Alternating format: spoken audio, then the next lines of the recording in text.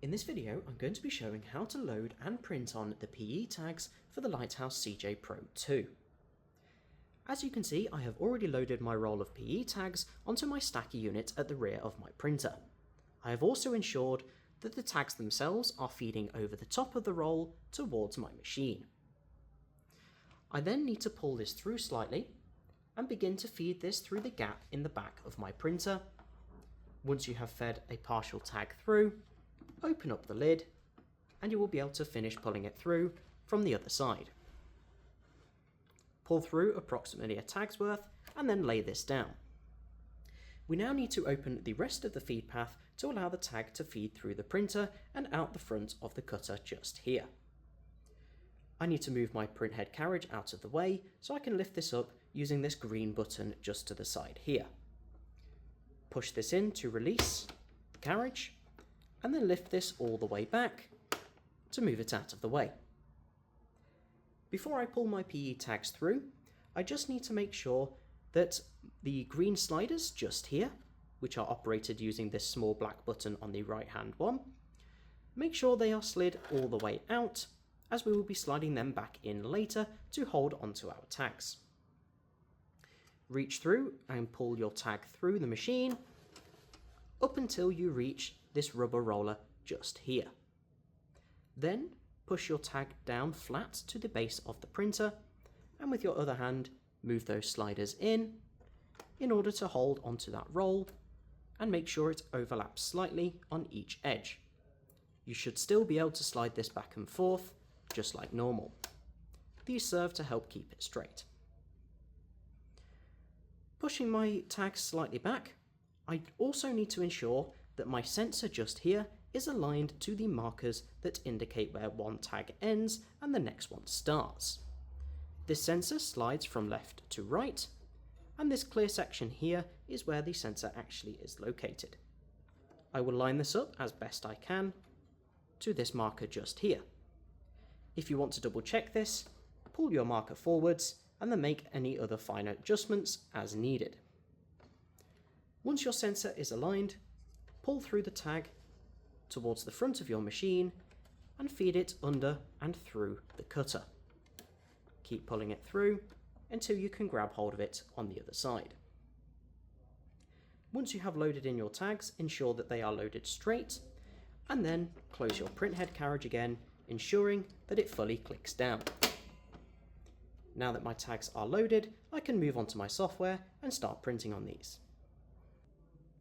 Now that we are in the software, I need to go up to the top left and choose this button here to create a new label.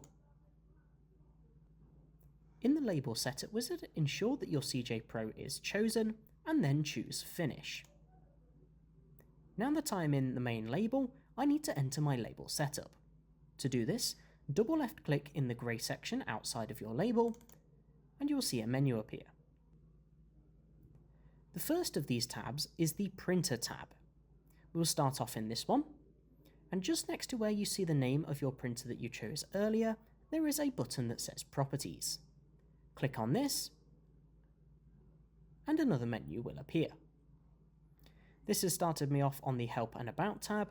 I need to move up to the Page Setup, and then most of these options I'm not going to adjust.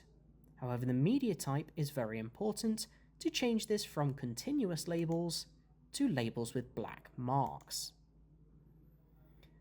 It's also worth noting you have a mark offset setting just here, and as shown by the preview, by default the software assumes that the mark is on the label. However, you can use this to adjust where that mark appears. Under your print options, you will also find top and left offsets if you need to adjust where you're actually printing in regards to where the printer thinks the labels are. For now, I will leave all of these on their defaults and just press OK. And in my label setup, I will move on to the Paper Layout tab. For now, I'm going to keep these on landscape, but do bear in mind if you do go with portrait, you'll need to put some different dimensions in. I'm going to move over to the Dimensions tab, and under my width and my height, I'm going to measure out my tag and input that size in here. In my case, my tags are 150mm wide by 75mm tall. Once you have set these, navigate to your cutter settings tab and ensure that the cutter is not enabled. Never use the cutter with these tags. Press OK to return to your main label. And when designing labels with these tags, do be wary of the hole just around here on the label so as to not print over it, thinking that you have some tag there. I normally measure this just to ensure that I know whereabouts it is. From here, your label can then be designed as normal. I'm going to grab some text and just write out ABC123, and I'll make this larger and then center it over here. I can now press print, and in my print menu, before I do send this through, I might want to check the printer tab, because I can adjust the speed that my printer is going to be printing at, and also the darkness that it's going to be printed at. But moving back to the general tab for now, I can set my quantity of labels just here. In my case, I'm going to go with 4, and then I'm going to go ahead and send these through.